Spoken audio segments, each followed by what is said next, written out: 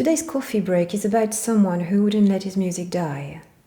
It's a historical figure that I hold dear, someone who began his life under the service of a warlord, Oda Nobunaga, and then chose retreat and music. I'm talking about Ōmori Sokun. He was a Hitoyogiri player at the time when the Fuke-style shakuhachi, this flute, came into prominence in Japan. So this story is about someone who fought to keep this flute alive. Let's travel back in time to the year 1584 in Japan. The Sengoku period is in full swing. It's an age of near-constant warfare and can be summed up in two words: feudal chaos. Now, let's zoom in on a young boy, a samurai in the making. He serves in the army of Oda Nobunaga, the daimyo of the Oda clan, the man feared and admired in equal measure, often nicknamed the Demon King for his ruthless campaigns. The boy's name is Taira Shinkuro, later known as Ōmori Sokun. His life changes abruptly with the death of his lord, Oda Nobunaga, who is slain in a coup. Shinkuro is only 12 years old, and suddenly he finds himself without a master, without protection, and without a clear future. At a decisive crossroads, he makes an unexpected choice. Instead of pursuing a military or administrative career under another warlord, he retreats. Truth be told, the boy had already shown a remarkable gift for music. He had also received Buddhist training under Rinzai master Tenshuku Shogun at Daitokuji, a temple in Kyoto that still stands today.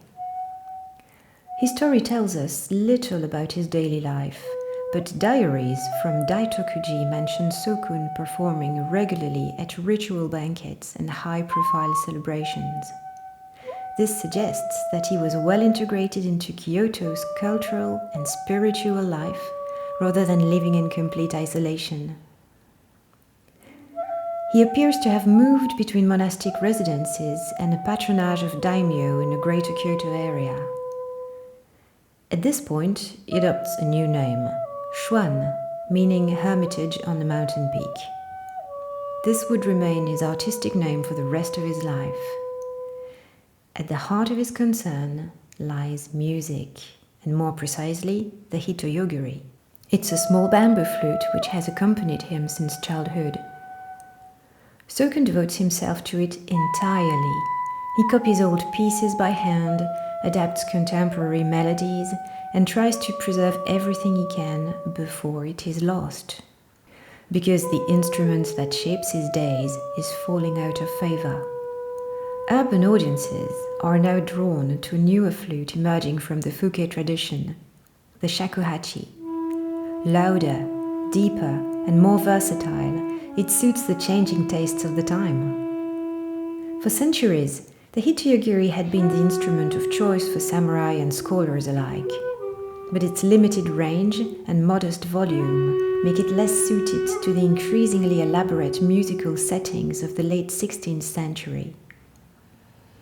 The shakuhachi arrives with force, offering greater resonance, extended tonal possibilities, and a voice well matched to the new age. But Sokun does not give up. He is convinced the two instruments can coexist, and he intends to prove it. By the age of 22, his mastery of the Hitoyogiri is known throughout the region. His growing reputation opens the doors of literary salons and tea pavilions where music is savored alongside poetry and philosophical debates. According to legend, the art of the Hitoyogiri had been transmitted through the Sōsa-ryū or Sōsa school, a lineage said to trace back to a mysterious figure named Sōsa. Sokun inherits this tradition and builds upon it, refining and expanding its repertoire. He does not limit himself to oral transmission, though. He commits the tradition to writing and crafts the flutes used in his school himself. According to surviving accounts, these instruments are of exceptional quality. In his effort to save the Hitoyogiri from oblivion, Sokun adapts contemporary pieces to suit the taste of his time, while carefully preserving older compositions, known as te, whose transmission is already beginning to fray. Slow, meditative, and wordless, these pieces follow the rhythm of the seasons, attuning the spirits to the ceaseless movement of yin and yang. They may, though this remains a hypothesis, be among the ancestors of Honkyoku, the meditation repertoire later associated with the Fuke shakuhachi. Around the year 1605, Sokun's music reaches the imperial court. Emperor Go-Yōzei, intrigued by this monk on his seemingly outdated flute, invites him to perform. The emperor is impressed and commissions 5 flutes from Sokun, each corresponding to one of the 5 modes. A few of these instruments have survived to this day.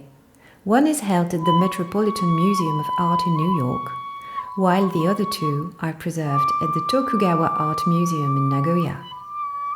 Meanwhile, the Sōsa-ryū school flourishes. The sound of the Hitoyogiri resonates from monasteries to tea pavilions. Sokun gains prestigious patronage, and his influence reaches the circles surrounding Tokugawa Ieyasu, the shogun and de facto ruler of Japan. In the spring of 1625, Sokun leaves Kyoto to accept an invitation from Lord Hori Naoyori in Murakami. During the journey, his health deteriorates. He never returns. Sokun dies on April 10th, 1625, in the town of Murakami, at the age of 56. Some say he prepared for the journey knowing he might not come back.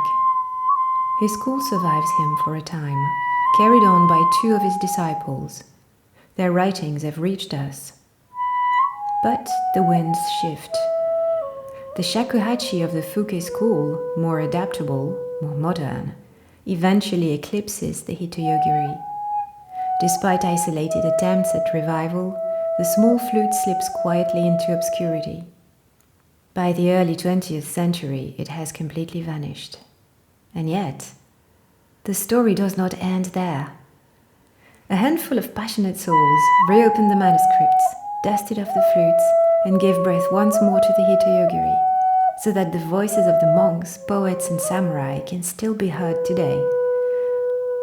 Every time someone lifts a Hitoyogiri to their lips, they continue a sentence Sokun once refused to let fall silent.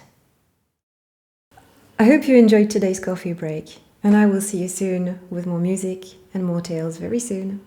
Bye!